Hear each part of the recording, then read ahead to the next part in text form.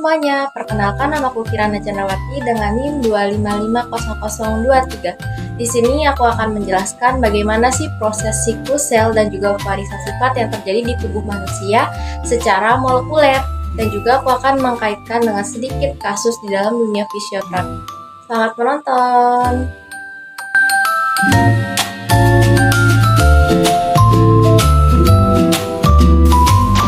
Yang pertama yaitu kita akan membahas tentang siklus sel. Jadi siklus sel itu adalah rangkaian tahapan yang dilalui sel sebelum membelah menjadi dua sel anak yang identik secara genetik. Jadi tahapan utamanya ada 4. Yang pertama adalah fase G1, yaitu sel tumbuh dan mempersiapkan diri. Lalu ada fase S, yaitu di mana DNA direplikasi. Yang ketiga adalah fase G2, sel bersiap untuk membelah. Yang terakhir adalah fase M, yaitu mitosis dan sitokinesis, yaitu sel dibagi menjadi 2 sel anak. Nah teman-teman, jadi DNA yang sudah direplikasikan ini akan menghasilkan sel anak, dan sel anak ini akan mendapatkan salinan lengkapnya dari proses replikasi tersebut. Dan juga regulasi checkpoint juga penting karena mereka akan membantu sel dari kerusakan dan juga stres molekuler. Ini adalah proses pertumbuhan untuk regenerasi jaringan dan juga perbaikan jaringan di dalam tubuh kita. Nah, jadi selanjutnya juga kita akan membahas tentang pewarisan sifat. Nah, pewarisan sifat ini terjadi ketika gen dalam DNA pada kromosom diturunkan dari orang tua ke keturunan melalui sel gamet, membentuk karakter tiap individu yang memiliki sifat unik.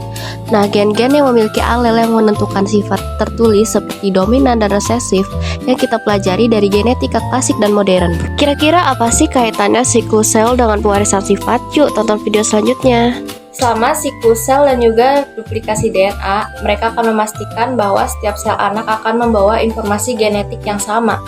Regulasi protein seperti calcilin dan CDKS akan mengontrol transisi antar siklus sel, dan juga agar pembelahan berjalan dengan akurat.